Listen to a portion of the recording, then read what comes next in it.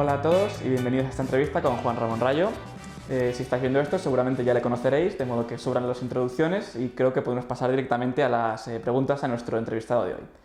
Muy bien, creo que recientemente has publicado un libro, Contra la renta básica, en el que haces un recopilatorio de todos los argumentos a favor y en contra de la misma desde el punto de vista liberal, punto de vista comunista, utilitarista, feminista, socialdemócrata, comunitarista y demás. Hablas de filósofos que muy poco conocidos, como pueden ser, por ejemplo, Brennan, Yasey, Huemer o Zwolinski, que pues justamente mucha gente no conoce, mucho liberal no maneja estos filósofos. ¿Por qué crees que la gente no añade a su acervo de argumentarios, a sus argumentos a estos filósofos y por qué no van más allá de, por ejemplo, los típicos filósofos liberales de siempre? Bueno, algunos son filósofos bastante recientes, ¿no? Bastante jóvenes dentro de lo que cabe, ¿no? El caso de Brennan es bastante claro. Lomaski, por ejemplo, no. Lomaski sí que ya podría estar incorporado por edad, pero no lo está. ¿Y por qué creo que no lo está? Bueno, esto ya requeriría pues más investigación que una mera especulación. Pero, a ver, la ventaja que tienen los filósofos, entre comillas, austríacos que solemos manejar, tipo Rothbard, es su claridad. Su claridad a la hora de exponer los argumentos, añadido a la radicalidad, ¿no? Es decir, son filósofos muy claros y muy radicales. No es que los otros no lo sean, porque al final las conclusiones de llegada no son tan distintas, pero desde luego el argumentario sí lo es. Entonces, claro, cuando uno se quiere aproximar, sobre todo cuando uno está empezando, quiere adquirir ciertas ideas, ciertas conclusiones, quiere comprender cómo funciona el mundo, y para ello pues lo que buscas son ideas simples que entiendas sin un bagaje previo. Normalmente esas ideas simples sin un bagaje previo terminan estando equivocadas, y ahí pues es labor de quien quiera seguir profundizando y quien quiera seguir aprendiendo, pues leer otras explicaciones más complejas, más rigurosas, más sopesadas, como pueden ser las de todos estos filósofos que, claro, totalmente pienso que deberían estar incorporados en el vademecum de cualquier liberal que se precie de serlo, más allá del agitprop típico. En lo que has dicho has hablado sobre la claridad y, digamos, el cierre o completitud de un sistema, por ejemplo, rothbardiano, de que un liberal nuevo llega, se lee, por ejemplo, a Rothbard y encuentra una explicación para muchas cosas.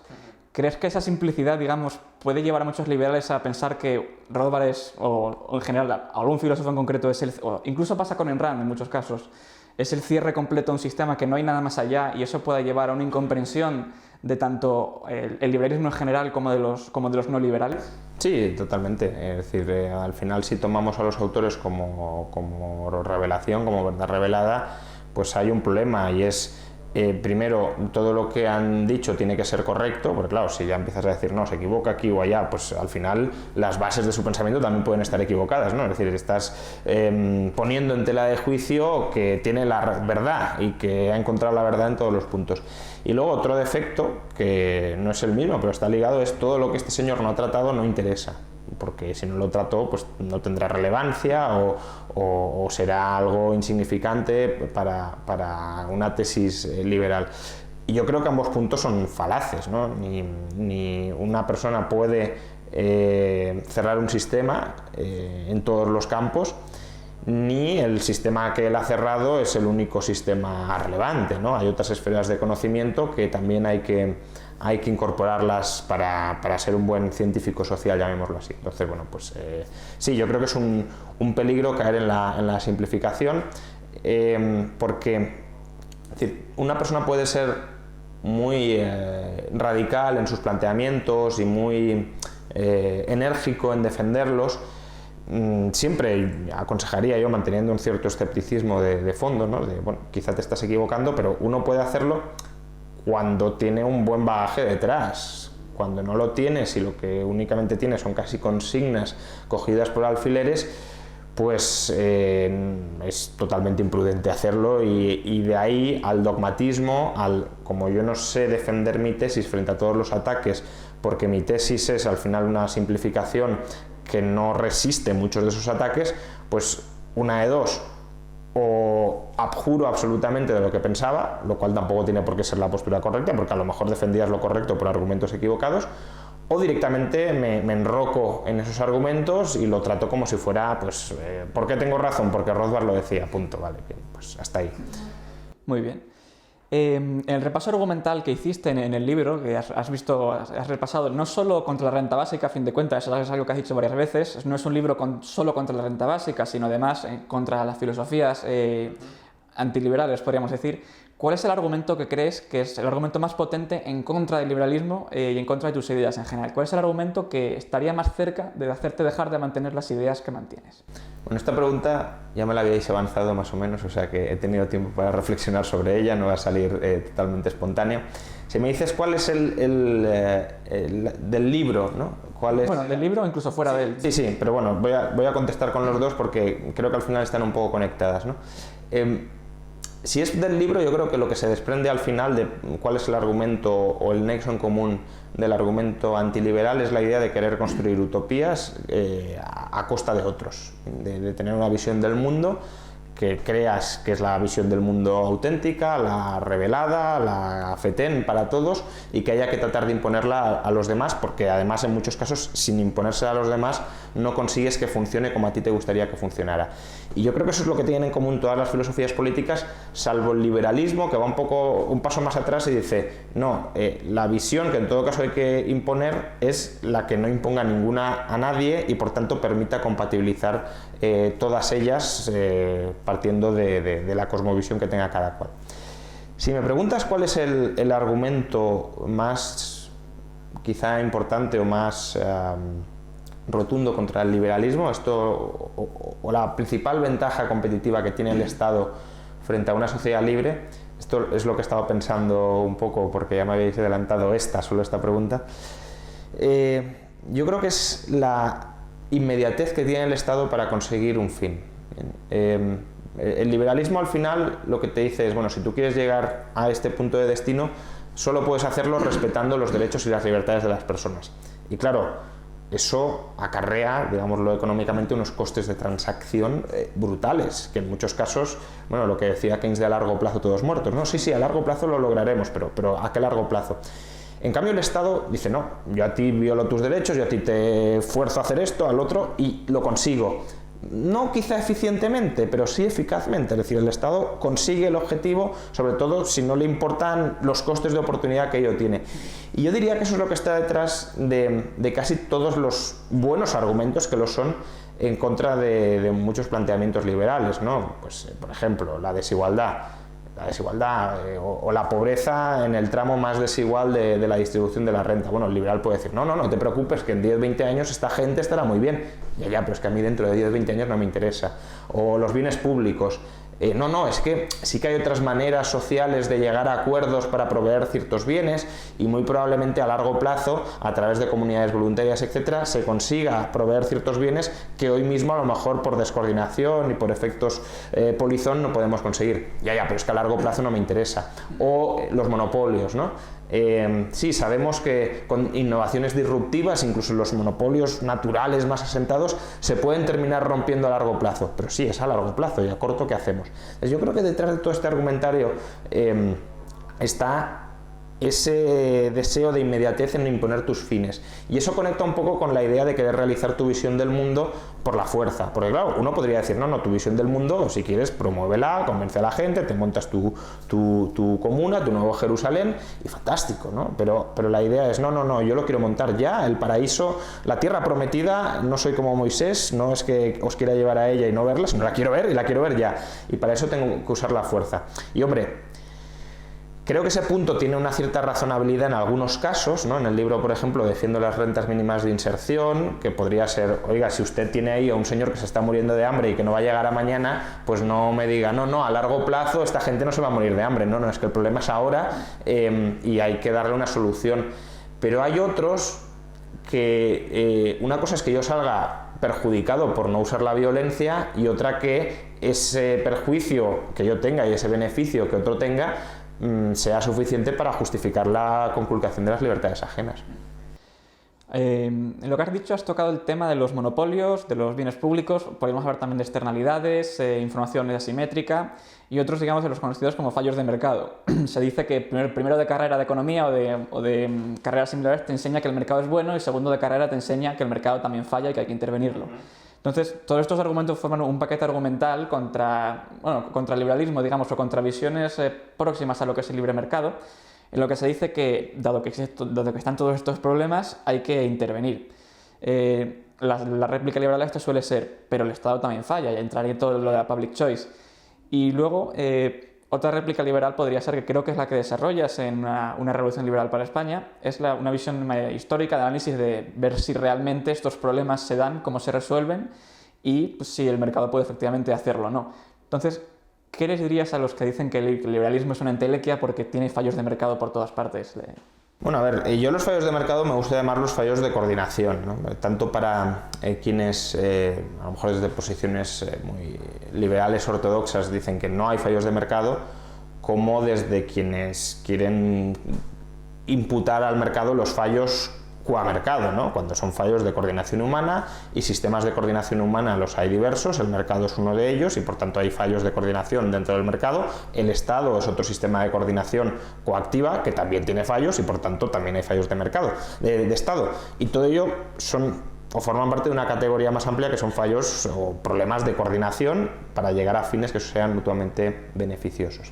Entonces yo creo que ahí hay efectivamente varias aproximaciones que se puedan llevar al problema. Uno, el que decías que en parte desarrolla una revolución liberal, de decir, bueno, en lugar de calentarnos la cabeza construyendo utopías sobre cómo se resuelven estos problemas, primero miremos cómo se han resuelto históricamente, porque a lo mejor nos encontramos con que ya todos ellos de alguna manera se han resuelto.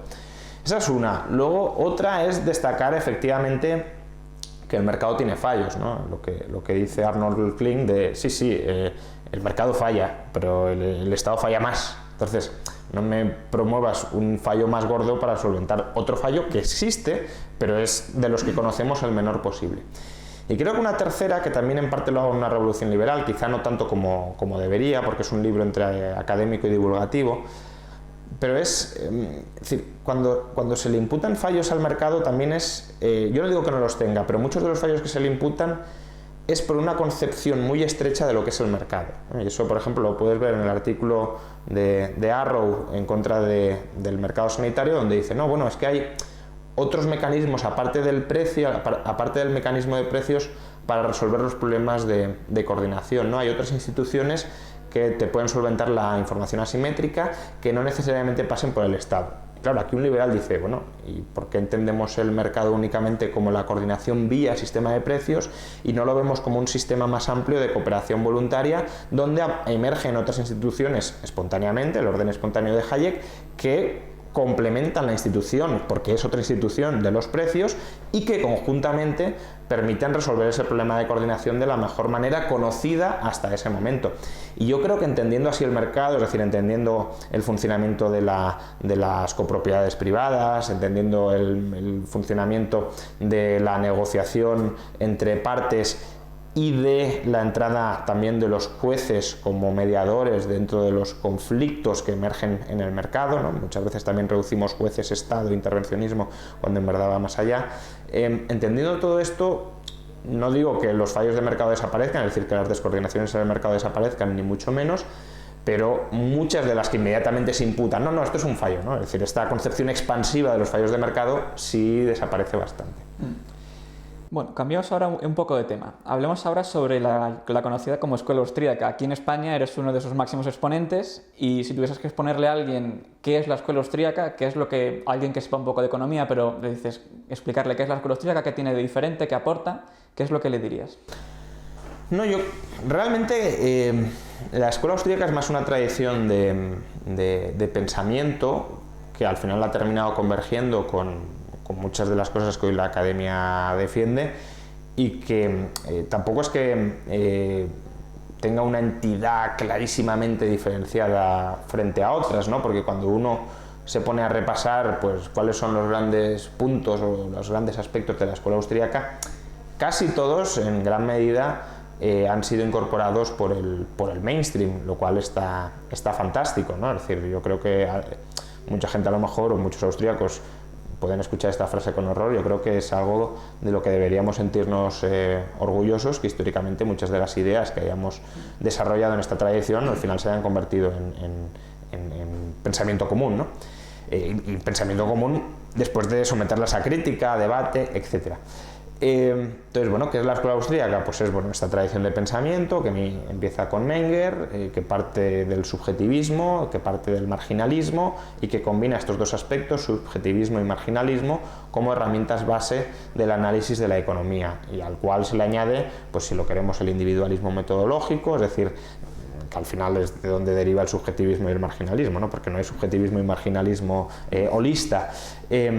Y por tanto, cómo analizar el proceso de mercado a través de estas herramientas, que insisto, esto es algo que el mainstream también hace, aunque sí que es verdad que quizá los austríacos, y yo creo que esto también es una piedra de toque que el mainstream, más allá de las críticas, debería tener presente, quizá los austríacos, por querer como diferenciarse con estos rasgos no tan característicos, como que cuidan mucho que los razonamientos que desarrollan sigan conectados con esta tradición de pensamiento económico que el mainstream comparte y que creo que es la aceptable.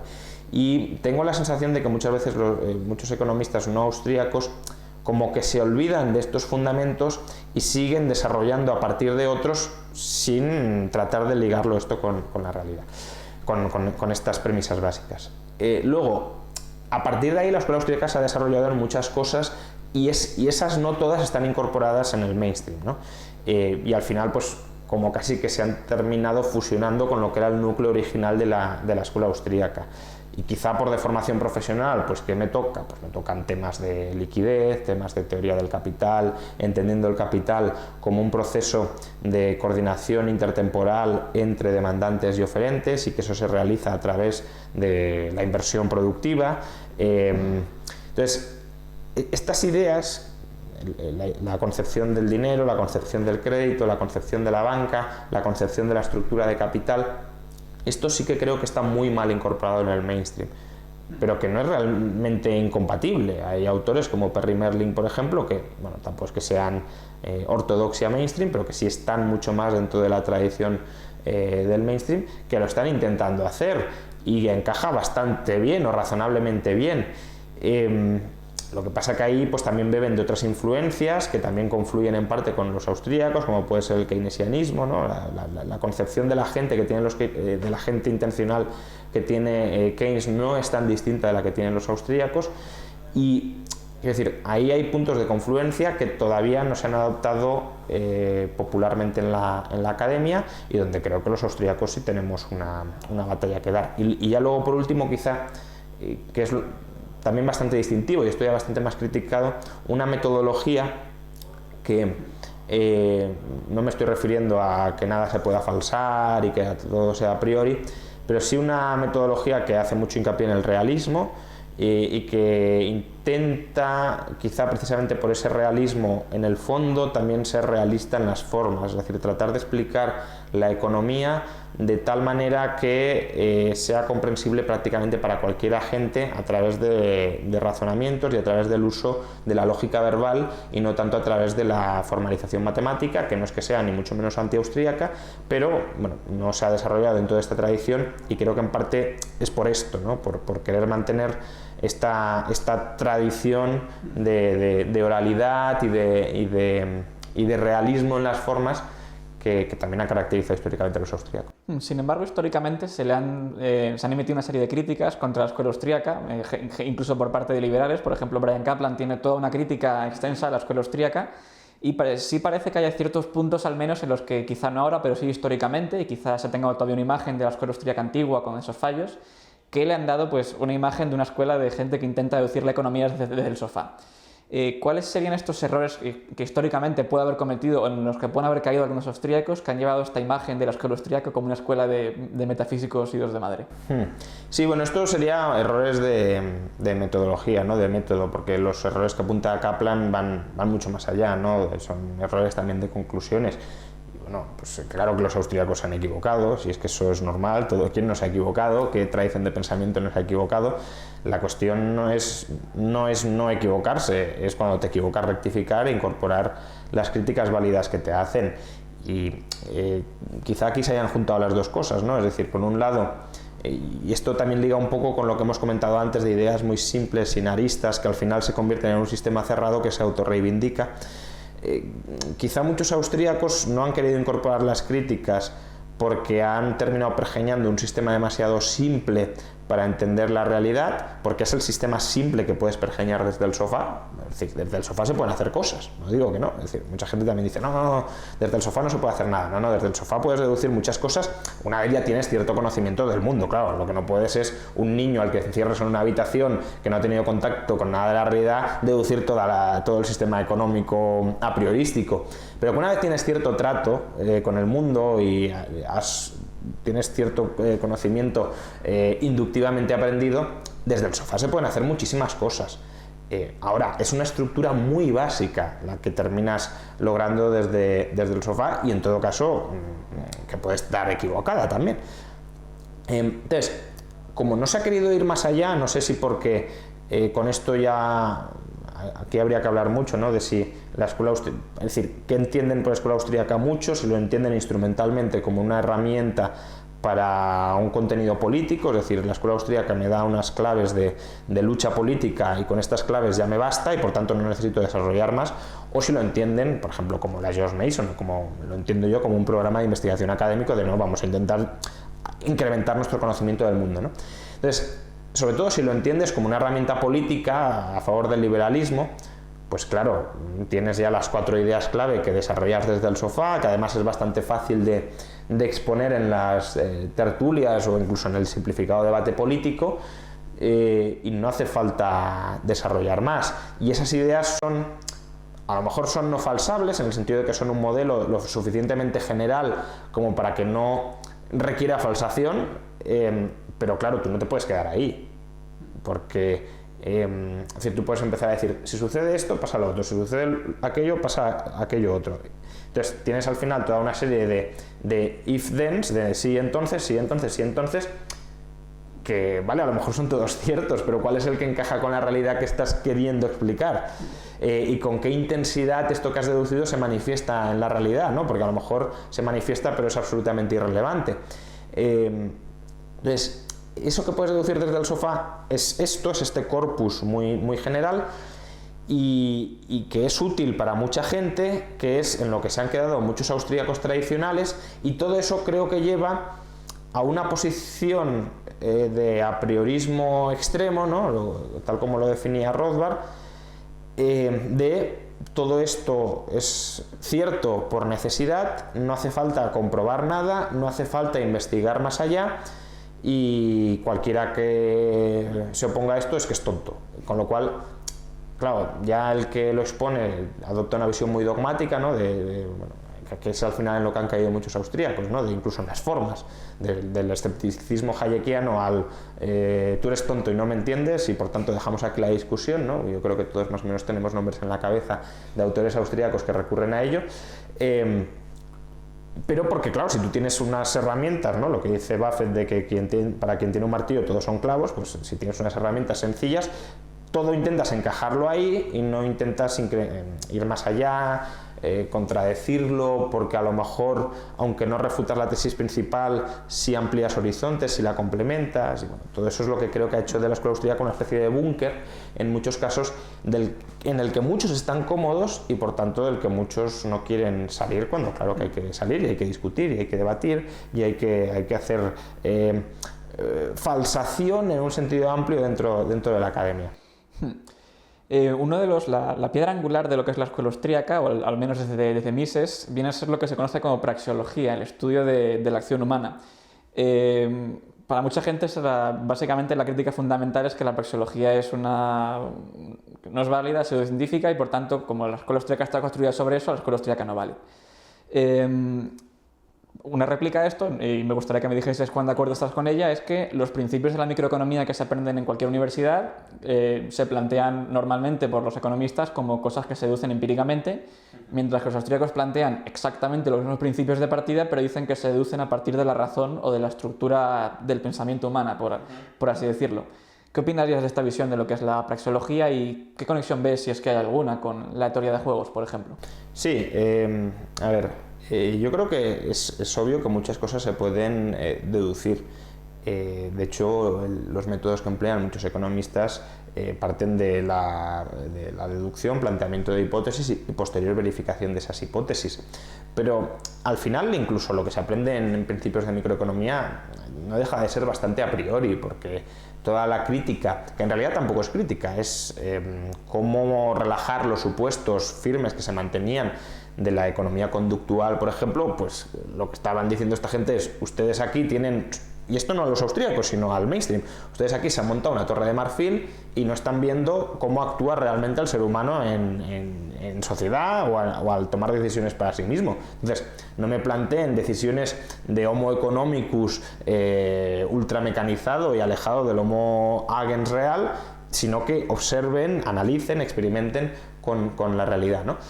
Entonces, ¿eso significa que todo lo que se había dicho de microeconomía desde una perspectiva mainstream era falso? No.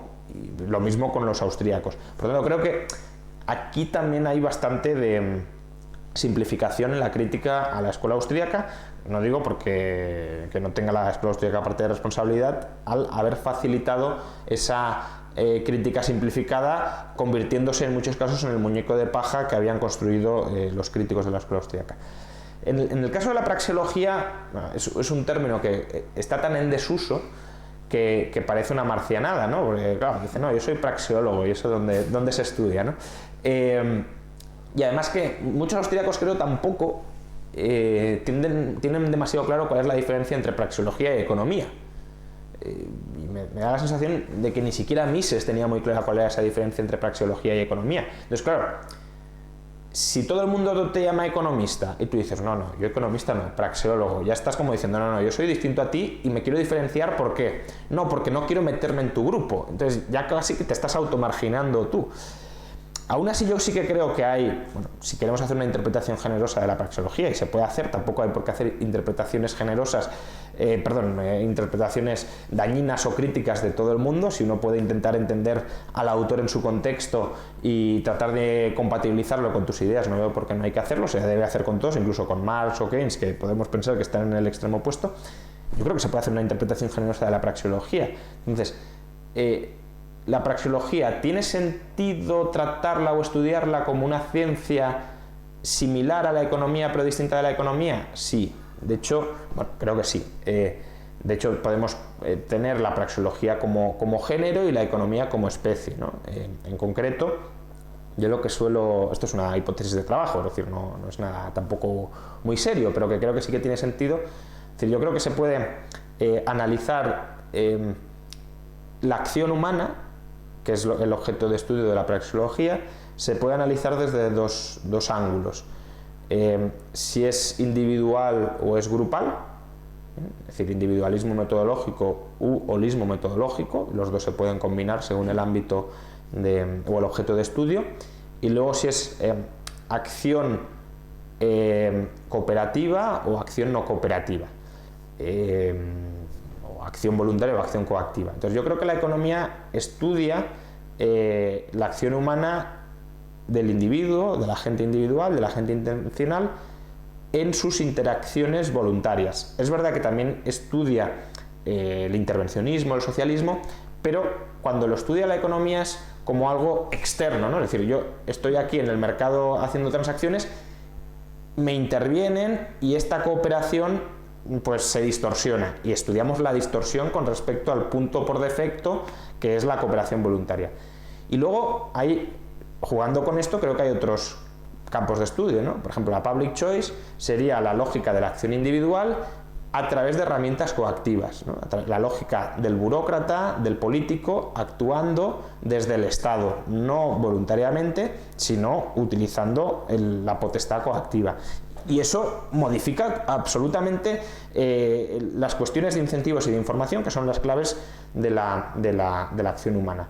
Y luego, si nos vamos, teoría de grupos voluntaria, pues bueno, ahí ya podríamos entrar en cómo surgen los grupos, cómo cómo se conforman, cómo deciden, cómo se agregan las preferencias de los grupos, de grupos voluntarios, cómo cooperan los grupos, cómo interactúan los grupos, cuáles son las estructuras que se generan en los grupos. Y yo creo que este es un terreno de estudio muy claro de la sociología, por ejemplo, ¿no? Que podría ser otra de las ramas de la praxeología en este sentido. Y por último, podemos llegar a acción grupal de carácter violento, que sería la teoría de la guerra, el estudio de la estrategia militar, etcétera. Que esto, por ejemplo, es lo que hace Thomas Schelling en The Strategy of Conflict, la estrategia del conflicto. Pues bueno, es esto, es una especie de praxeología aplicada a los grupos en sus interacciones militares. Pero claro, Schelling lo llama praxeología, no, lo llama teoría de juegos. Y la teoría de juegos, pues al final es otra forma de formalizar muchas de las ideas que la praxeología o que se desprenderían de la praxeología. Por tanto, creo que la praxeología puede tener su lugar dentro del ordenamiento de la ciencia, que por cierto el término praxeología no es austríaco, no es de la escuela austríaca, es de Max Weber, ¿no? Sí, creo que sí, entendiendo como ramas de la praxeología pues la economía, public choice, sociología o teoría militar.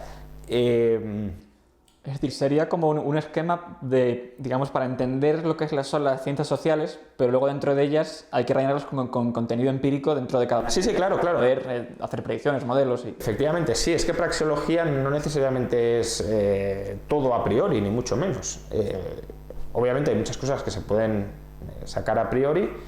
La teoría de juegos lo intenta hacer, cuando uno dice, bueno, pues jugadores, estrategias, jugadas, etcétera, pues al final ahí lo que estás componiendo es cuáles son los incentivos de los agentes, cuáles son las opciones de los agentes y en función la interacción incentivos-opciones de los distintos agentes, cuál va a ser el output final. Estás haciendo un pronóstico sobre qué va a suceder, que pretendes que, dadas esas premisas, sea apodíctico, porque no dices, no, dadas estas premisas, cualquier cosa puede pasar. No, va a pasar esto si estas premisas se cumplen. Otra cosa es que las premisas sean distintas. Y eso es al final el método de la praxeología, pero la teoría de juegos, claro que se estudia empíricamente, claro que se intenta reproducir en economía experimental, claro que se intenta verificar si el resultado que estás pronosticando cuaja o no cuaja, encaja o no encaja con la realidad, y si no encaja, no se descarta automáticamente tu razonamiento por el hecho de que haya sido falsado. Lo que haces, que es lo que decía Maglup a la hora de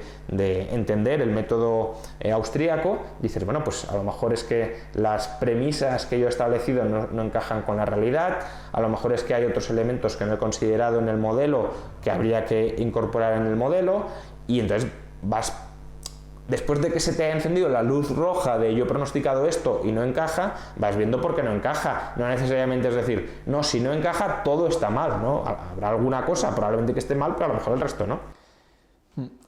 Si bien una crítica que se le hace a los austríacos, que ya lo hemos visto, es que son a prioristas, sin embargo, se puede decir también, y algunos austríacos lo han hecho, que los economistas mainstream son también a prioristas en sentido de decir mercado de competencia perfecta es necesario para eficiencia económica. Si no hay competencia perfecta, el mercado no funciona bien, y sin embargo Vernon Smith, economista experimental y afín a la escuela austríaca, demuestra experimentalmente que los mercados que no cumplen las competencias de las condiciones suficientes para competencia perfecta, sí son eficientes y sí funcionan bien. En ese sentido, ¿crees que el estudio de la economía más matemática, digamos, lo que decía Paul Romer del debate de la matematización de la economía y sus posibles problemas, ¿crees que la matematización puede llevar a inducir un excesivo apriorismo en los economistas académicos y no querer fijarse en la realidad y esos medios quizá no siempre evidentes por los que los agentes pueden resolver los problemas de la sociedad? Sí, yo creo que algo de eso hay. Eso no significa, es decir, cualquiera que no vea que las matemáticas también tienen problemas a la hora de razonar, se está yendo al otro extremo de fanatismo matemático, ¿no? Es decir, claro que las matemáticas tienen problemas, partiendo de la base de que muchas veces utilizamos las matemáticas sin explicitar y sin siquiera mentalmente para nosotros, sin explicitar todos los axiomas de partida que hacer uso de una determinada forma de las matemáticas implica. Y luego, claro, esto es un poco también lo que comentábamos antes del método austríaco, ¿no? Y de querer mantener el realismo en las formas. uno puede decir, bueno, a mí no me interesa tanto porque, es decir, toda la cadena causal que lleva de unas premisas al resultado final, lo que me interesa es, dadas las premisas, obtengo el resultado final, porque la economía es un sistema caótico, nunca llegaré a entender todo lo que sucede dentro de esa caja negra y por tanto es absurdo perderse en esos detalles cuando lo importante es si el modelo predice bien y encaja bien con la realidad. Y eso lo puedes hacer matemáticamente porque, bueno, sin entender realmente qué implican todas las operaciones que estás realizando, estás, digamos, manipulando el comportamiento de los agentes a partir de una manipulación matemática cuyas reglas sí conoces perfectamente, si son a priorísticas y si son fáciles de reproducir. Pero claro, ahí cada paso que estás dando en eso, hay una enorme cantidad de hipótesis que estás cargando al modelo que no estás teniendo en cuenta.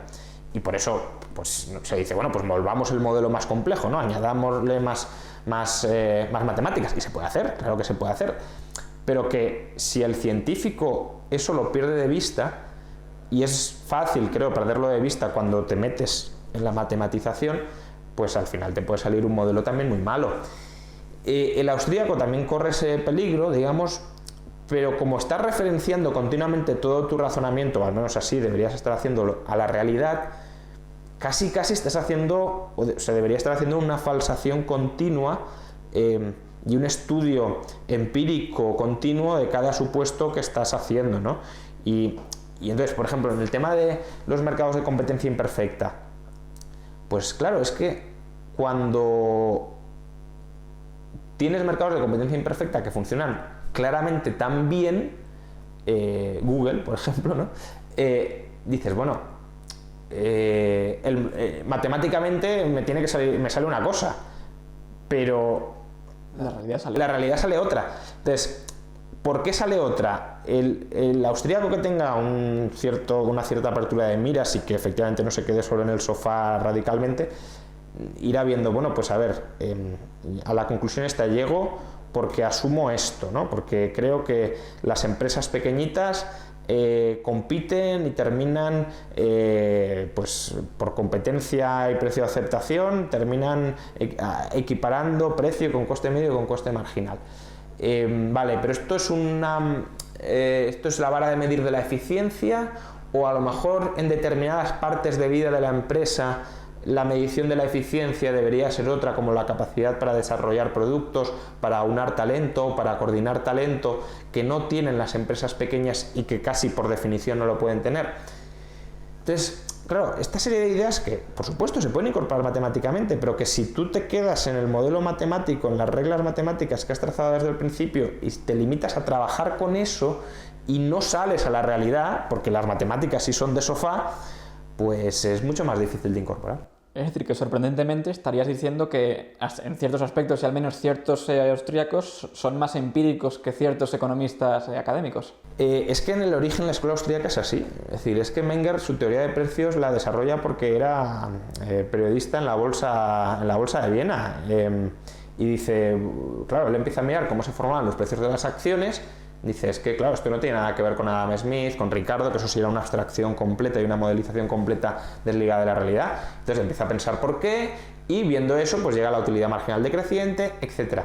Y es decir, una cosa es que es que Menger era aristotélico, es decir, no puede desprenderse de la observación de la realidad y de tratar de incorporar la realidad a tu pensamiento y a tus razonamientos. Entonces, yo creo que la escuela austríaca, y aquí quizá habría que seguir echándole, como en tantas otras cosas, mucha culpa a David Ricardo. Mises era muy ricardiano, por ejemplo. En teoría monetaria, un ricardiano radical, pero incluso en el método, ciertas interpretaciones o ciertas lecturas de Mises también son muy ricardianas, en el sentido de, no, construíamos el modelo alejado de la realidad, y Menger no era así. Una cosa es que tú necesites construir un modelo para entender la realidad, y el modelo tiene que tener una consistencia interna, una lógica interna. No vale cualquier cosa, porque hay leyes de la lógica que también aplican al ser humano, y obviamente si estudias la acción humana pues has de incorporarlas, que era la crítica que hacía Menger al historicismo, ¿no? Pues, ¿cómo vamos a recopilar datos y decir, no, lo que salga es lo que salga en cada momento? Hay estructuras lógicas de la acción, pero eso no es incompatible o no debe serlo con estar mirando, observando y trabajando con el ser humano que actúa. Y bueno, otro economista que, bueno, él no sé si se considera austríaco, porque desde luego ha dicho que está muy influido por la escuela austríaca, lo mencionabas antes, es Vernon Smith, que es economista experimental, pero a través de la economía experimental puedes llegar a leyes generales, entre comillas, dados estos supuestos, estas regularidades que se van siguiendo.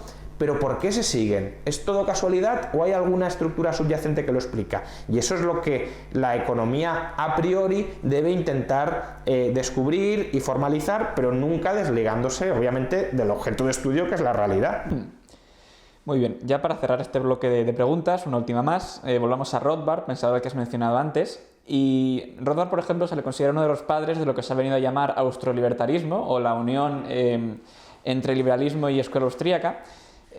Algunos le critican a Rothbard esto por mezclar, digamos, la economía, que es una ciencia positiva, libre de juicios de valor, con una ideología que es el liberalismo, que dice cómo deben ser las cosas, y que eso quizás haya generado ciertas críticas a la escuela austríaca. Hay economistas mainstream de derechas y de izquierdas y liberales, y sin embargo parece que solo hay austríacos liberales. Es decir, hay gente que dice, pues esto es así, igual la escuela austríaca realmente es un intento de racionalizar el liberalismo. ¿Qué le responderías a estos críticos? No, bueno, yo entiendo que es una crítica, en fin, no me cabe duda de que mucha gente termina abrazando la escuela austríaca porque abraza el liberalismo, y por tanto parece que la escuela austríaca sea la herramienta, lo comentábamos antes, para defender el liberalismo. En sus orígenes, desde luego, no era así. Es decir, Menger no sabemos qué filosofía política o a qué filosofía política se ascribía, probablemente al liberalismo, pero no está ni mucho menos claro. Alumnos de Menger como Filipovic, por ejemplo, eran más bien pues, socialistas. Visser, otro alumno de Menger, también era no socialista en el sentido marxista, sino socialdemócratas, para entendernos. Y Hayek en sus orígenes era socialista fabiano, lo ha comentado muchas veces. Entonces, en sus orígenes desde luego no era así. Muchos austríacos luego también terminaron incluso abrazando pues, el ordoliberalismo, Robke, por ejemplo. Entonces, tampoco es que haya necesariamente una afinidad muy específica entre escuela austríaca y liberalismo. Lo que pasa que sí que es verdad que, claro, los austríacos más prominentes pues han sido liberales. Fueron antes austríacos que liberales, y esto también hay que tenerlo bastante en cuenta, ¿no? El caso que mencionaba de Hayek, el caso que mencionaba de Mises, los dos empezaron siendo socialistas y cuando aprendieron economía se hicieron liberales. No fue que somos liberales y por tanto vamos a componer economía de esa manera, y de hecho aprendieron una economía que no la desarrollaron ellos, que la desarrolló un señor que se llamaba Menger, que la aprendieron otros y no se hicieron liberales. Por tanto, no es que ya fuera una economía diseñada para convertir a la gente en liberal, y no es que los liberales que surgieron por aprender esa economía empezaran siendo liberales. Lo que pasa es que, claro, luego como hemos entrado en una especie de dependencia del camino, ¿no? Donde parece que efectivamente, y sobre todo también, o sea, a ver, tiene cierto sentido según vas desarrollando ciertas teorías. Claro, si tú, Mises, desarrollas el teorema de la imposibilidad del socialismo, pues hombre, es difícil abrazar esa teoría económica que es tan austríaca, vamos, es puramente austríaca, como ser socialista. No digo que no puedas, pero que es un poco raro. Digamos, la escuela austríaca no contiene nada en su ser que diga las cosas deben ser así, pero sin embargo un análisis de la realidad te lleva a concluir que las cosas serían terribles, pues difícil que llegue. Sí, pero que... o sea, yo creo que sí que hemos entrado en una dependencia del camino en el sentido de la gente... Es decir, la escuela austríaca hoy ha sido popularizada por liberales, por tanto, es normal que la gente que se aproxima a la escuela austríaca termine siendo liberales. Muchos a lo mejor luego se salen, dicen no me convence, dejo de serlo, pero que la gente que se quede siga siendo liberal, y que además la gente que trabaje esa tradición y que la desarrolle siga siendo liberal. Entonces, claro, como que se va reforzando todo a sí mismo, o dicho de otra manera, la tradición austríaca no liberal ha muerto, y resucitarla desde cero es complicado. No digo que sea imposible, pero que, claro, ¿quién va a decir ahora? No, yo, mira, he leído a Menger y a Visser y quiero trabajar desde sus cenizas, y en lugar de tirar por la senda liberal voy a tirar por la senda no liberal. Pero es que eso pasa con casi todo. El caso que me toca a mí, el de teoría monetaria. Pues claro, es que la escuela austríaca se había convertido en una economía, en una teoría monetaria neorricardiana, 100%ista e hija de la escuela monetaria. Entonces, si no querías ser eso, casi tenías que dejar de ser austríaco, porque no había otra cosa. Empezaron a salir personas tipo Larry White, George Selgin, que incluso George Selgin dice, yo no soy austríaco, o sea, que imaginar, pero que dicen, no, hay otra lectura. Pero que al final también bebe mucho de conceptos de Ricardo, de conceptos de Wicksell, que no le dan una verdadera entidad independiente.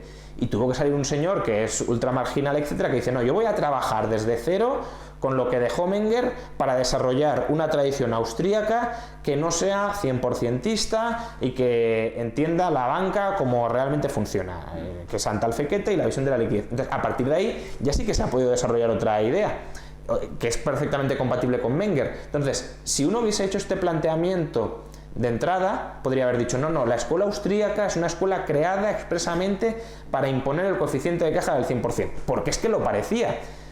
Tú desarrollas una línea alternativa, ahora se están pegando las dos tradiciones, y ves que las dos, vamos, si no eres muy fanático de una de ellas, ves que las dos pueden encontrar su arraigo en la escuela austríaca. Por tanto, la escuela austríaca liberal, la escuela austríaca no liberal. Pero que, quiero decir, ¿qué incentivos hay a que, tal como está configurada hoy la escuela austríaca, un señor que no sea austríaco venga, se empape de esta tradición y diga, voy a desarrollar la tradición no liberal de la escuela austríaca? No lo veo y por eso se ha quedado así. Pero desde luego sí que es un riesgo el que la gente confunda una ciencia positiva con una ciencia normativa, o mejor dicho, que a partir de conclusiones normativas que no se desprendan del estudio de la ciencia positiva, intente manipular la ciencia positiva para que encaje con conclusiones normativas. Bueno, hablemos ahora sobre el liberalismo en general, sobre el liberalismo sociológico, digamos. Suele decirse que liberales en España o bien o que no hay, o que los que hay son gente del PP reconvertida un poco en liberales. Pero sin embargo, o al menos yo en mi experiencia personal he visto que hay liberales que son conversos de gente de izquierdas, gente de IU, gente incluso comunistas, socialdemócratas y también gente del PP, claro. ¿Cuál es tu opinión sobre esto? Es decir, ¿cómo ves la base social del liberalismo? ¿De dónde vienen los liberales en España o en el mundo en general? Creo que afortunadamente están empezando a venir de todas partes.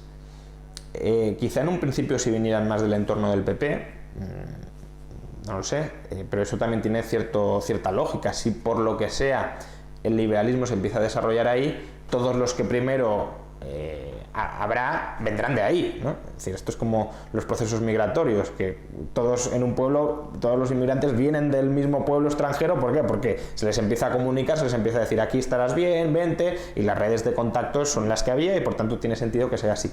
También en el liberalismo.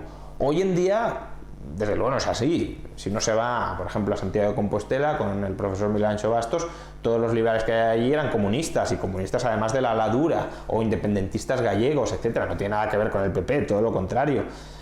Y muchos de los que se están acercando y que están empezando a aprender qué defiende realmente el liberalismo, etcétera, tampoco vienen necesariamente del PP. Claro que siguen viniendo del PP, pero es que vamos a ver, si en esta sociedad, digamos, o eres del PP o eres del PSOE, ahora vale, también Podemos, es decir, se ha abierto un poco, pero en general era como ser del Barça o del Madrid, pues hombre, es normal que o vengas de un lado o vengas del otro, ¿no? Entonces vienes un poco más del centro derecha o del centro izquierda, bueno, o de la extrema izquierda o de la extrema derecha, si es que da igual. La cuestión es, vengas de donde vengas, al final las ideas liberales, desde luego, no tienen nada que ver con todas las otras.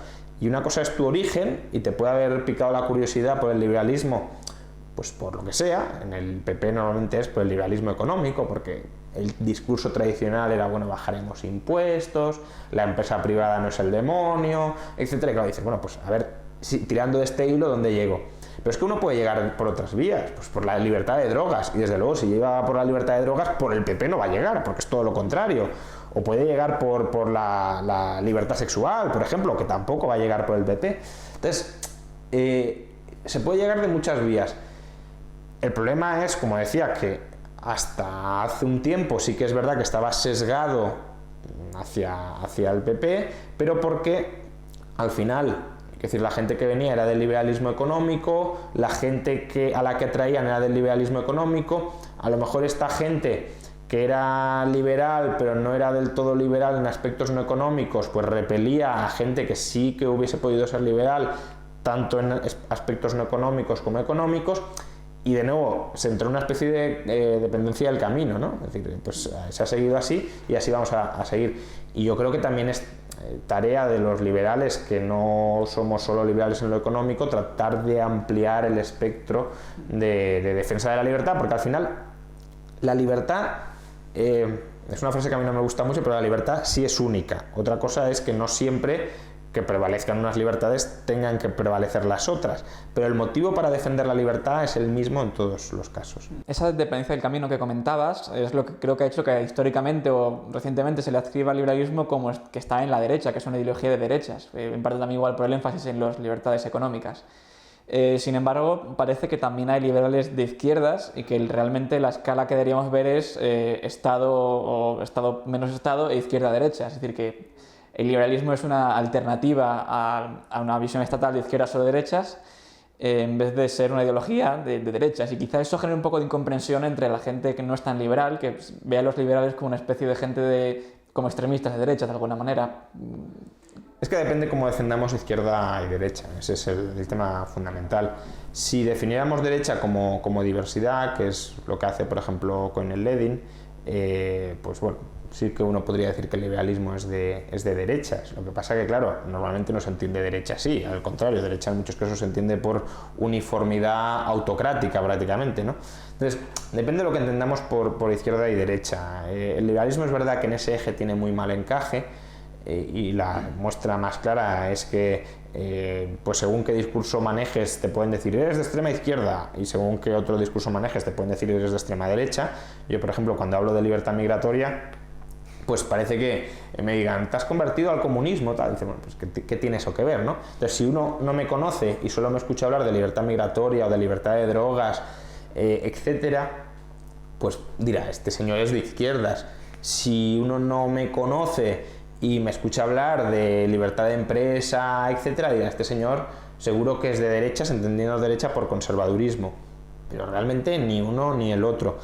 Y obviamente existe un intento de hacer encajar al liberalismo en alguna de estos dos extremos, además manejando la definición de quien nos quiere encajar en uno de esos dos extremos. Pues claro, insisto, si tú redefines derecha como diversidad, vale, yo soy de derechas, perfecto. Pero cuando dices, no, mire, derecha es un polo ideológico en cuyo extremo está el señor Adolfo Hitler, pues bueno, entonces no me metan la derecha porque no tengo nada que ver. Es decir, si usted va extremando mis ideas, no llegamos a Hitler. Y eso claramente es una manera de hacer trampas en el debate para refutarte casi en el establecimiento de las premisas del debate, ¿no?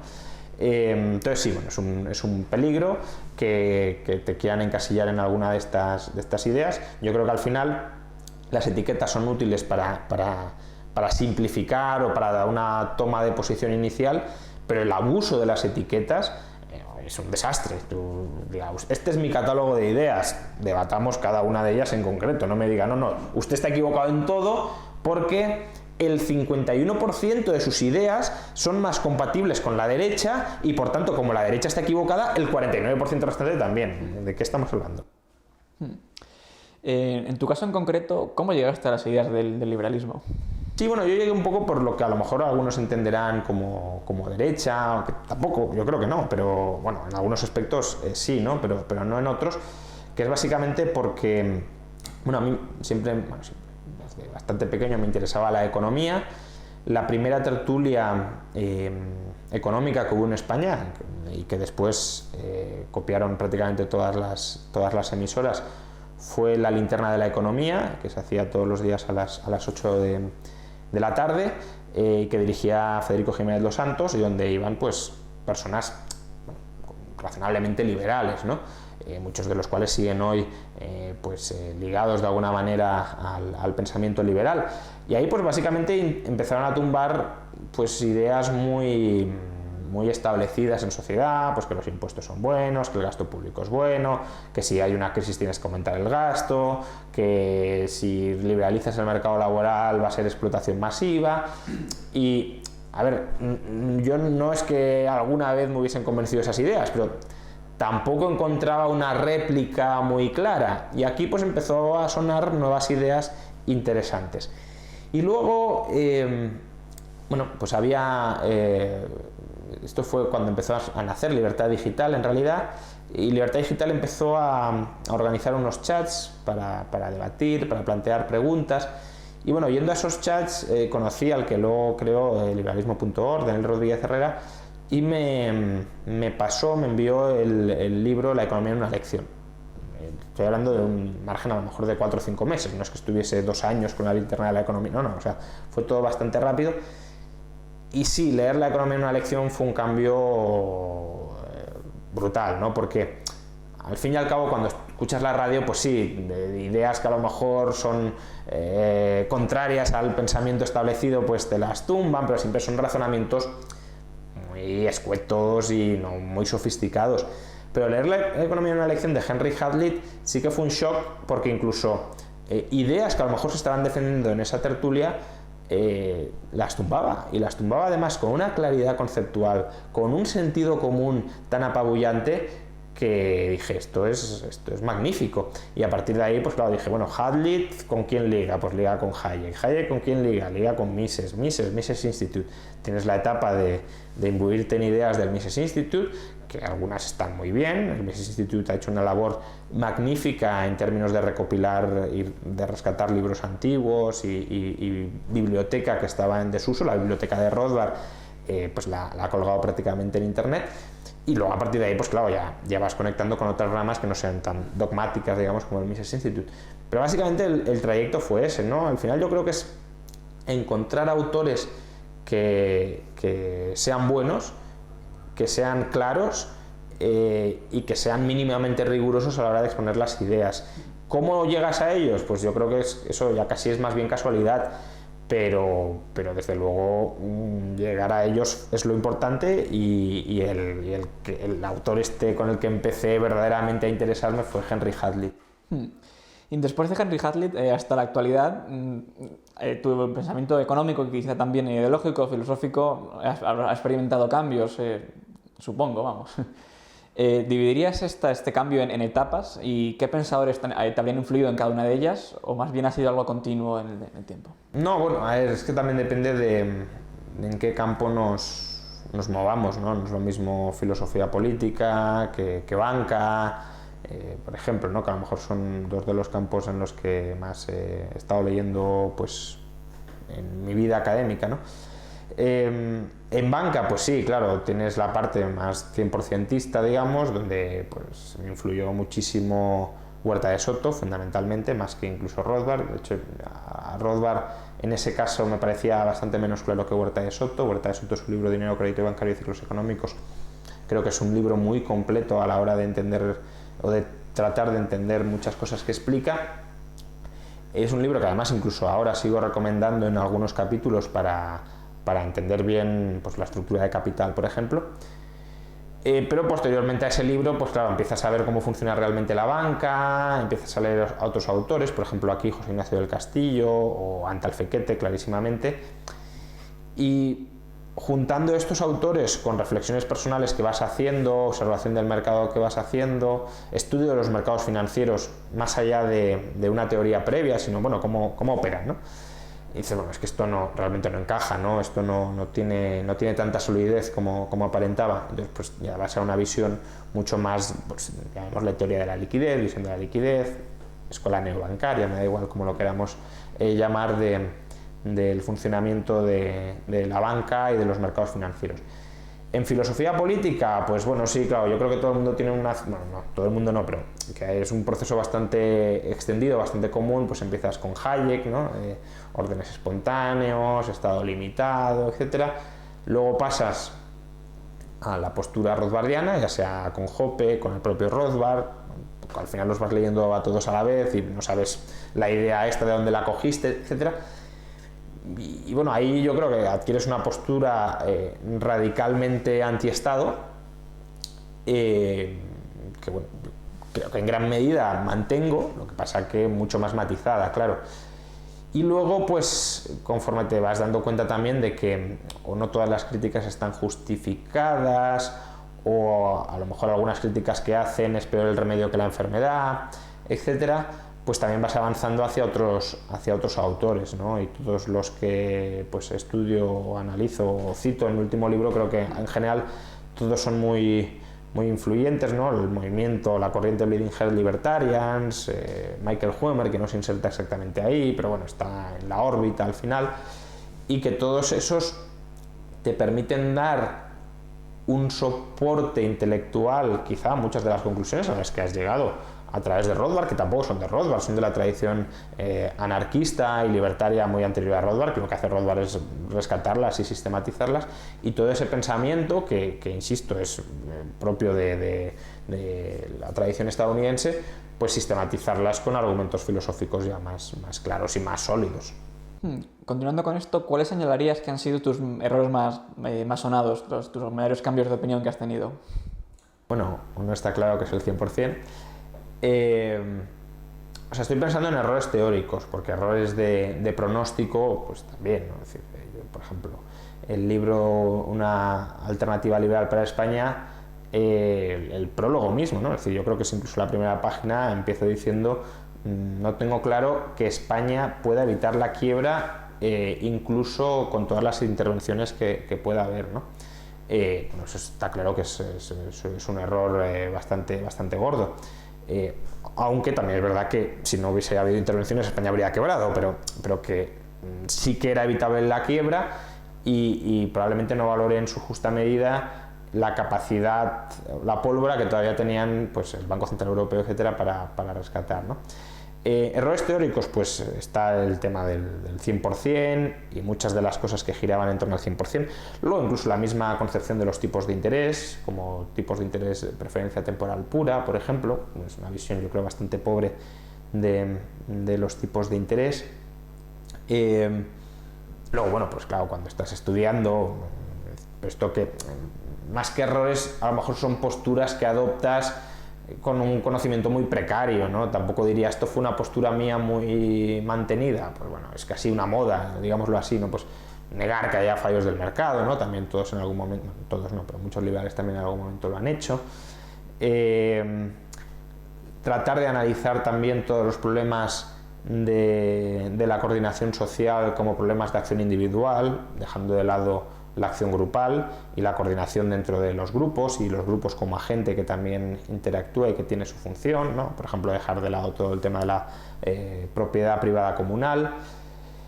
Y bueno, y luego, claro, en filosofía política, pues muchos, ¿no? Es decir, pues el justnaturalismo autoafirmado, ¿no? Bueno, existen derechos naturales porque existen derechos naturales. Bueno, también durante un tiempo mantuve la ética de la argumentación hoppeana, que también creo que es bastante equivocada. Y no sé, bueno, errores muchos, seguro. No tengo ahora todo el listado en la cabeza, pero claro, es que al final, a ver, si uno va a decir, si uno no comete errores, significa que ya desde el principio lo sabe todo. Entonces, claro, entonces no, es imposible, es básicamente imposible. Entonces, o bien te has quedado atascado en dogmas que son falsos, porque no puedes saberlo todo desde el principio, o si vas progresando, lo normal es que te vayas equivocando y que vayas rectificando. Y eso es lo que también, insisto, debe suponer una llamada a la prudencia o al escepticismo, a la moderación a la hora. Es decir, yo creo que en los debates hay que ser firmes, aunque solo sea una pose para... Claro, si tú dices, no, vamos a debatir dos posturas, pero yo al final voy a aguar todas mis premisas y todas... Bueno, pues al final estás pasteleando y no estás viendo cuáles de tus premisas que te crees realmente son poco sólidas. Pero que una cosa es que en el debate seas firme y otra que te creas que tienes la verdad y por tanto que no has de rectificar, y eso sí que es otro error muy extendido, que además por sesgos psicológicos tenemos a caer en él, el sesgo de la confirmación, pero que hay que intentar remediar con bastante humildad epistemológica. Antes has mencionado a unos cuantos economistas, has hablado de Mises, Hayek, Menger. ¿Cuáles dirías que son los economistas más importantes históricamente? Incluso no aquellos que están influenciados, sino incluso en el conjunto de todos los economistas. ¿Y cuáles dirías que son los economistas más importantes de la actualidad? Bueno, históricamente, pues a ver, Adam Smith, David Ricardo, estoy pensando en economistas que han conformado la ciencia económica tal cual la conocemos. David Ricardo, Marx, Keynes, o sea, Keynes desde luego, es decir, es probablemente el más importante. Lo que pasa que estoy pensando si entre medias colocaría alguno. Bueno, Menger, y cuando digo Menger podría meter a Walras o a Gibbons, pero bueno, creo que el más significativo y el más claro y el más brillante es Menger. Bueno, Pareto también, es decir, el concepto de ciencia que manejamos al final es paretiano. Samuelson, que formaliza la economía tal cual también la conocemos hoy. Nash, que modifica el concepto de equilibrio que manejamos en la actualidad. Quizá añadiría Friedman, pero con dudas, porque al final tampoco ha tenido tanta influencia. La puede haber tenido en lo que sería el liberalismo académico mainstream, donde no, por desgracia, no están los austríacos, pero realmente dentro de la ciencia económica tampoco, políticamente ha tenido influencia, pero económicamente tampoco tengo claro que la haya tenido tanta. Y bueno, claro, economistas de la actualidad que hayan dejado un pozo de influencia muy marcado, pues bueno, no sé, Coase a lo mejor también lo podríamos meter, porque claro, la reelaboración del concepto de costes de transacciones es capital. Pero economistas actuales que hayan dejado un pozo todavía perdurable quizás sea temprano para decir. O incluso aquellos que estén expandiendo las fronteras de lo que es la economía y el conocimiento económico. Que estén expandiendo las fronteras del conocimiento económico. O sea, como capitales, no lo sé, es decir, obviamente puedes decir los típicos, ¿no? Acemoglu, por ejemplo, que casi toca todos los palos, pero es decir, no veo actualmente claros líderes es decir, porque al final la economía ha tendido, que no es necesariamente malo, a la ultraespecialización. Entonces te has de ir a cada uno de los campos para decir, bueno, el mejor en este campo es este señor. Pero gente que esté reformulando hoy la economía y que tenga una influencia transversal como la han tenido, creo, los otros que he mencionado, porque al final es que las herramientas y los conceptos o las ideas o los debates que promueven esas personas es que lo termina tocando todo. Es decir, no se me ocurre campos en los que estas personas no hayan tenido algo que decir muy serio. Todo lo demás actualmente, creo que sí. Es decir, la era de los grandes economistas, digamos, figuras únicas que abarcasen todo, ya habría terminado y ahora tendríamos economistas en un campo concreto que no serían tan omnicomprensivos. En ese sentido, por ejemplo, has hablado antes de Keynes. La economía moderna no se entendería sin la labor que hizo Keynes en la teoría general. ¿Y hasta qué punto, o sea, cómo crees que sería la economía moderna de no haberse producido la revolución keynesiana? ¿Hubiese seguido por esos lares o tendría un aspecto diferente? Bueno, a ver, ahí David Leider tiene un libro sobre la revolución, cómo se construyó la revolución keynesiana, donde lo que intenta es probar, y creo que con bastante solidez, que Keynes no fue tan revolucionario. Es decir, Keynes escribió en un terreno que ya estaba abonado para ello. Por tanto, a lo mejor si no hubiese estado Keynes, habríamos tenido pues, la revolución calequiana, por ejemplo, o algún otro economista hubiese terminado aunando estas ideas y las habría popularizado. Yo ahora estoy trabajando en una hipótesis, tampoco es que sea muy original mía, ¿no? Pero, y es que, en cierto modo, la economía clásica o neoclásica también a través de Marshall, por ejemplo, o incluso la visión austríaca de la economía neoclásica austríaca, los desarrollos posteriores a Menger, habían llegado en cierta medida a un punto a un cul-de-sac, a un callejón sin salida, porque muchas de las premisas que manejaban es verdad que no eran lo suficientemente realistas. Y ahí yo creo que Keynes, muchos de los problemas que tenían estas corrientes de pensamiento, sí lo supo detectar bien. El papel pues, de las expectativas sobre la inversión, por ejemplo, el papel que juega el atesoramiento, la posibilidad de que los reequilibrios en economía tarden mucho, los problemas de las crisis deflacionarias y de las deflaciones de activos y de los procesos de desapalancamiento que pueden ser muy duros. Todo eso, que creo que no estaba adecuadamente incorporado al mainstream académico de la época, Keynes sí que lo recoge y sí que le da su interpretación. El problema es que yo creo que la interpretación que le da bebe de otra tradición que no es correcta, que es toda la tradición mercantilista, toda la tradición inflacionista, y por tanto construye una teoría que, en lugar de intentar comprender qué partes de la misma tienen su razón de ser y apuntan a problemas reales de la rama que yo sigo creyendo que es correcta, que vendría a ser la rama de la escuela austríaca, la escuela clásica, filtrada por la escuela bancaria, algunas ideas de la escuela austríaca mengeriana, etc. Y que al final también es muy parecido al mainstream académico actual en muchos campos. Esa rama yo creo que no he incorporado bien, que vendría a ser la rama de no, mire, lo que importa es los bienes reales.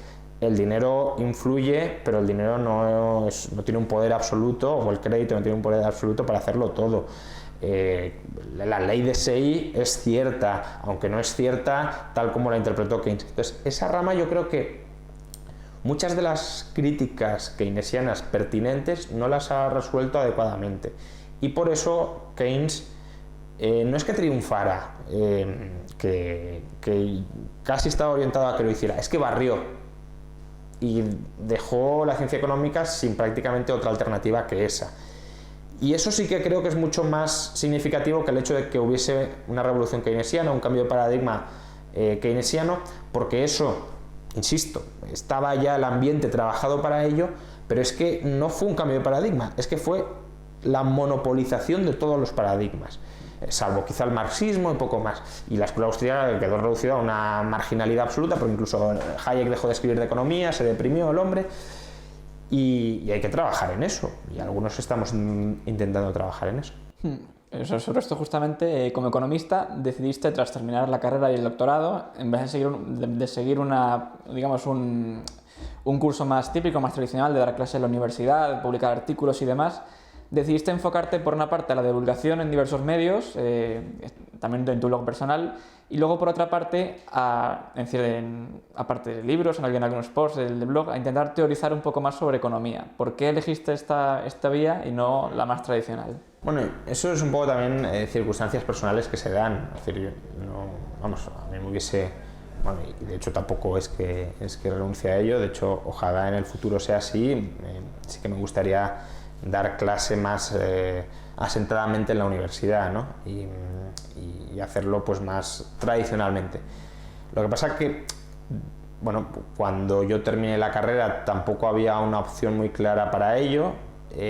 La universidad pública normalmente está ya copada, y además, digamos, cuando terminé la tesis fue toda la época de los recortes, por tanto, aunque hubiese querido entrar en la universidad pública habría sido imposible, y las privadas existentes también están copadas. Entonces es difícil entrar ahí y dedicarte a tiempo completo en unos departamentos que ya están copados. Eso por un lado. Luego, por otro, personalmente la divulgación siempre me ha encantado, escribir siempre me ha entusiasmado, ¿no? Escribir, pues probablemente esté escribiendo, coger papel y lápiz y escribir desde los 6 años, ¿no? Y pasar horas escribiendo y plasmando bueno, claro, obviamente a los 6 años escribes historias, no escribes ensayos, ¿no? Pero escribes cuentos, etcétera, pero que la vocación de escribidor siempre la he tenido. Ensayos o artículos, pues desde los 15 años que he estado escribiendo casi semanal o 2 veces a la semana, al menos algún artículo. Entonces, si no tienes una opción y la otra sí la tienes, pues incluso aunque hubiese tenido la otra, la de ensayista o articulista, no hubiese querido renunciar a ella. Entonces, bueno, al final las circunstancias te llevan por donde te llevan. De todas formas, sea un camino o el otro, desde luego a mí lo que me interesa es formarme como economista, ¿no? Y para formarte pues tienes que investigar, entendiendo la investigación en múltiples perspectivas, leer, pensar, reflexionar, incorporar ideas de otras personas, encajar ideas de otras personas, contrastar esas ideas con la realidad, y el contraste no tiene por qué ser solo a través de un modelo econométrico, puede ser un contraste histórico, puede ser un contraste de política económica aplicada, etcétera, etcétera.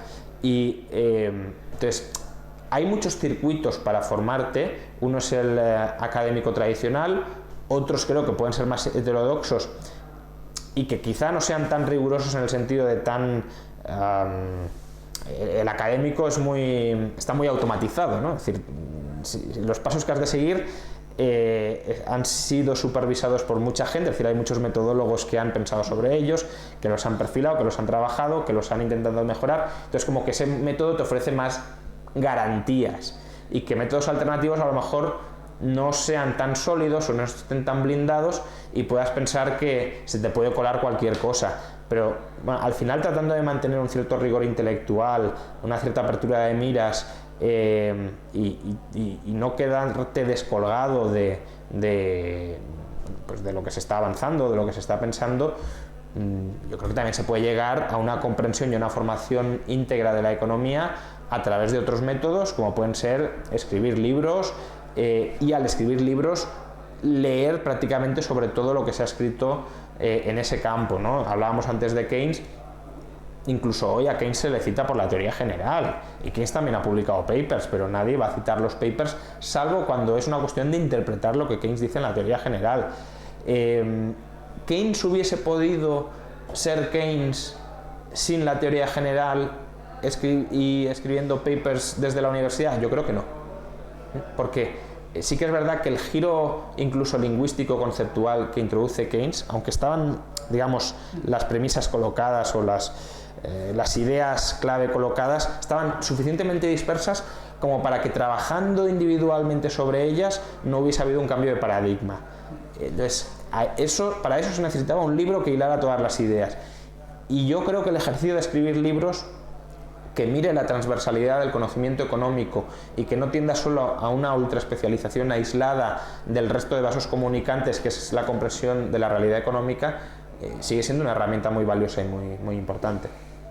Sobre el sistema académico actual, un poco la mecánica que sigue lo que es un doctorando, los doctores, los profesores, es publicar artículos, y en base a los artículos se le mide el rendimiento a uno, en tanto salarial como en prestigio dentro de la profesión, y eso lógicamente incita a que las contribuciones a la economía sean fundamentalmente en formato de papers individuales que toquen un tema. Y como dices, lo que son libros omnicomprensivos o más... Bueno, más temáticos, sí, porque tampoco es que sean omnicomprensivos. Sí. Más amplios, es más difícil que los haya, también en parte porque hacer un peer review de un libro es más complicado. Este giro en la economía hacia cosas más especializadas, has comentado algunos aspectos negativos que puede haber tenido, pero ¿le ves también algo positivo a este giro? Yo no creo que la economía deba ser solo escribir libros, ni mucho menos. Creo que las dos áreas son muy importantes. Hay campos de investigación que dan para lo que dan, y os voy a investigar esta idea concreta y me interesa ello y quiero someterlo a la crítica de mis colegas, y por tanto lo publico ahí. El problema no es que se haga eso, que claro que se ha de hacer. Al final es como un ensayo más breve, ¿no? El problema es que eso lo monopolice todo, y por tanto no ver que puede ser necesaria como que también hay papers sobre eso, ¿no? De cuál es la revisión de la literatura, y voy a tratar de integrar toda la literatura en algo más amplio, pero es que eso al final es un libro. Y el problema de los libros, efectivamente, es que se sale de los circuitos, pues, de revisión por pares. Pero creo que el proceso de revisión por pares, que es útil, pero es especialmente útil en un momento también donde tecnológicamente la única revisión que se podía hacer era centralizar todo el conocimiento en una serie de revistas que solo fueran leídas por gente de la profesión.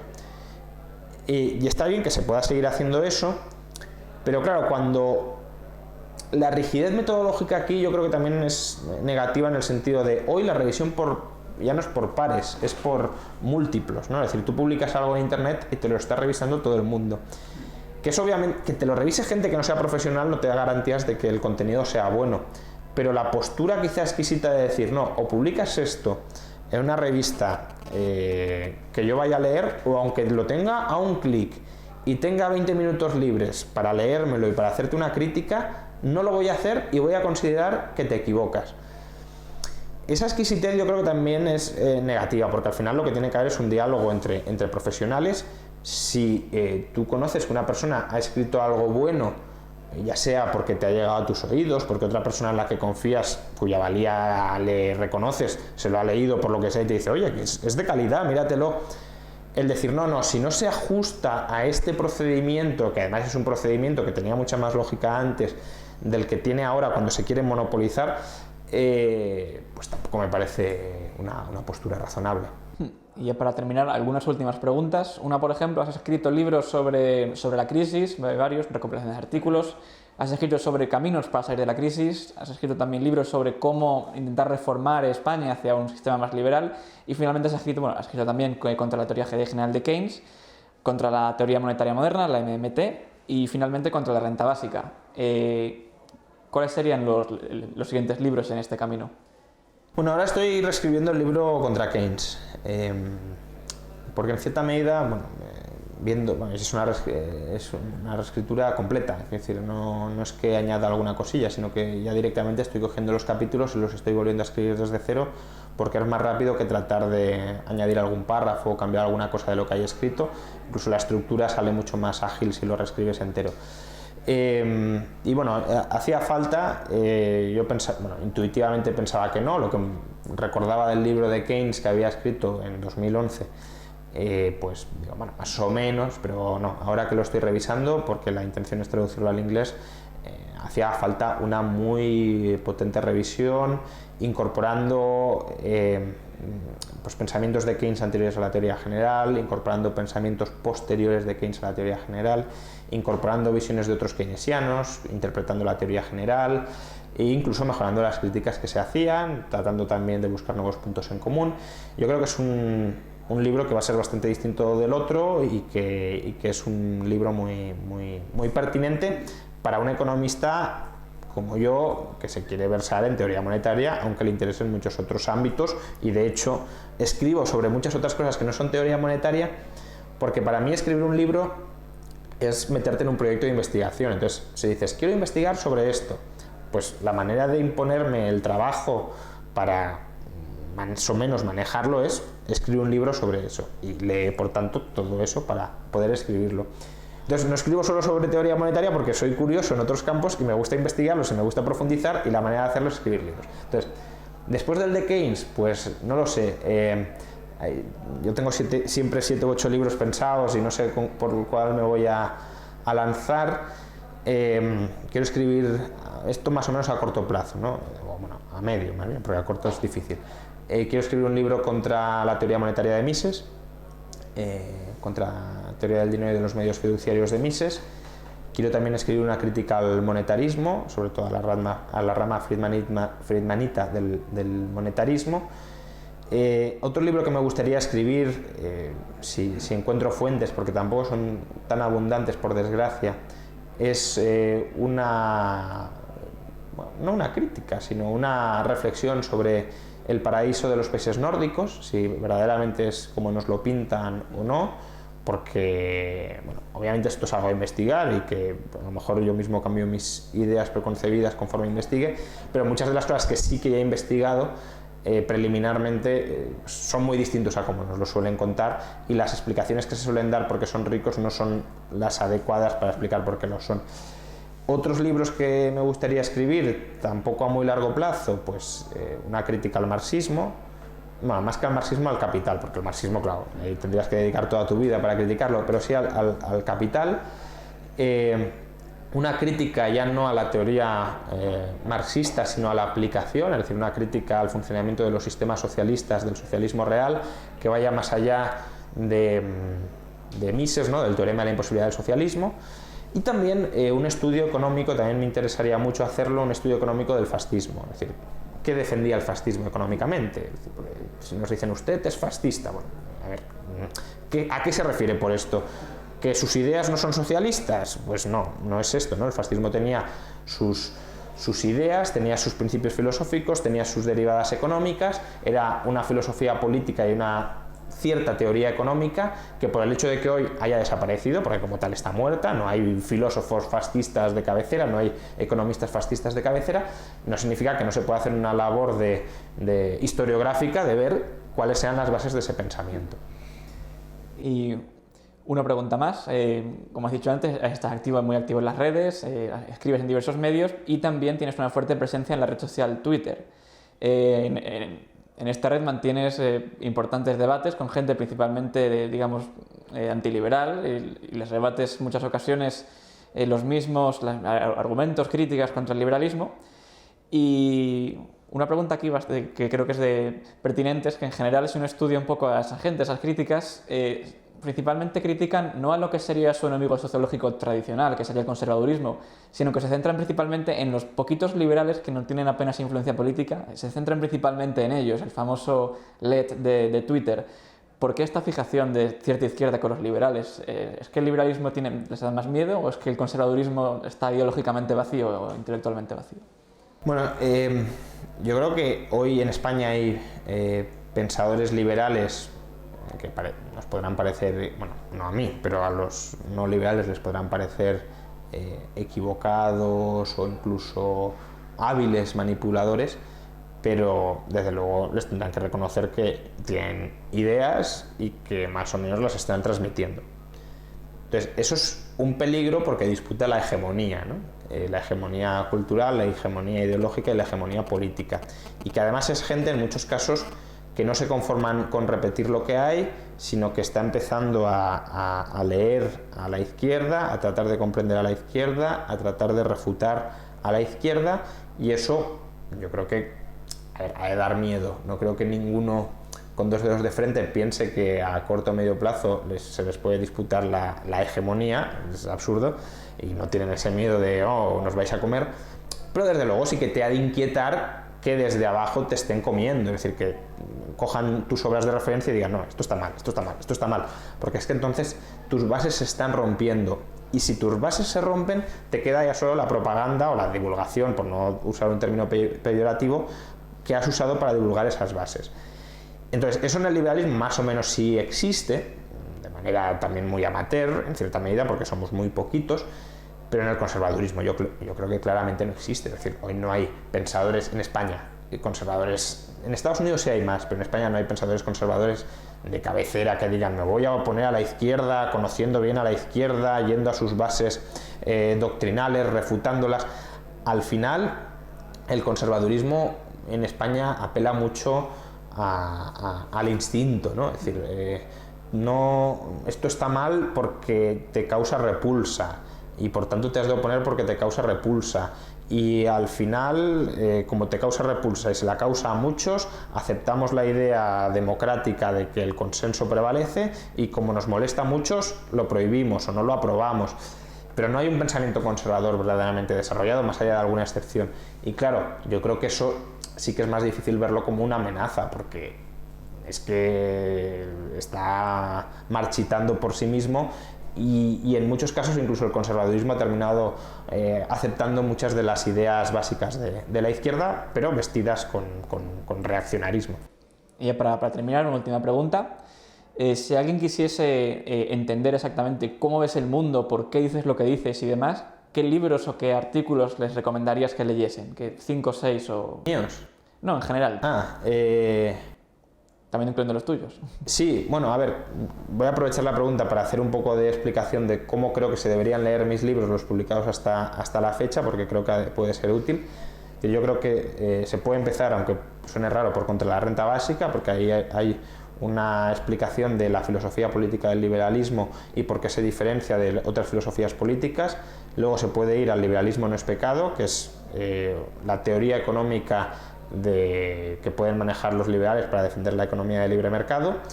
Y luego una revolución liberal para España, que es la aplicación concreta de esa teoría económica a la realidad para ver por qué esa teoría económica sí podría funcionar, viendo casos históricos, etc. Y luego pues se puede ir un poco más allá y ver, pues por ejemplo, contra la MMT o los errores de la vieja economía, o cuando salga el nuevo libro contra Keynes, el nuevo, de críticas del mainstream, o no del mainstream, pero sí críticas económicas a esta visión del liberalismo, empezar a refutar alguna de ellas. Obviamente es un proyecto intelectual incompleto, porque claro, ahí no está el socialismo, por ejemplo, o no está el monetarismo, y todo eso, pues, por eso, o el fascismo, y por eso decía que también todo eso es algo sobre lo que quiero escribir y que de alguna manera irá conformando ese árbol de visión liberal de la realidad, ¿no? Otros libros que serían pues interesantes leer, bueno, pues a ver, no sé, de filosofía política, pues uno puede leer The Problem of Political Authority de Michael Huemer, creo que es un libro muy rompedor para comenzar. Luego en economía podría leer Acción Humana, al final, o Humana Economy and State, que están llenos de fallos, pero al menos te dan yo creo, una buena estructura y una buena base para comprenderlos. Y bueno, es decir, obviamente esto no es lo único, pero creo que con esas dos adquieres bastante solidez de teoría económica y de teoría política. Digo bastante solidez para quien no sabe nada, es decir, que quien haya leído esos libros no será un experto ni muchísimo menos, pero que ya no será un analfabeto, es decir, habrá leído dos obras con las que te podrás manejar bastante bien, mucho mejor que quien a lo mejor se ha leído todos mis artículos. Dice, bueno, pues yo me he leído todos los artículos de Rayo y ya más o menos sé contestar. No, ya, pero hay que ir a los razonamientos bien argumentados. Y eso se puede conseguir, pues, por ejemplo, a través de estas dos referencias de teoría política o de teoría económica. Bueno, Juan Ramón, muchas gracias por tus respuestas y hasta aquí ha llegado la entrevista. Gracias a todos. Adiós. Adiós, córtale, queda mal.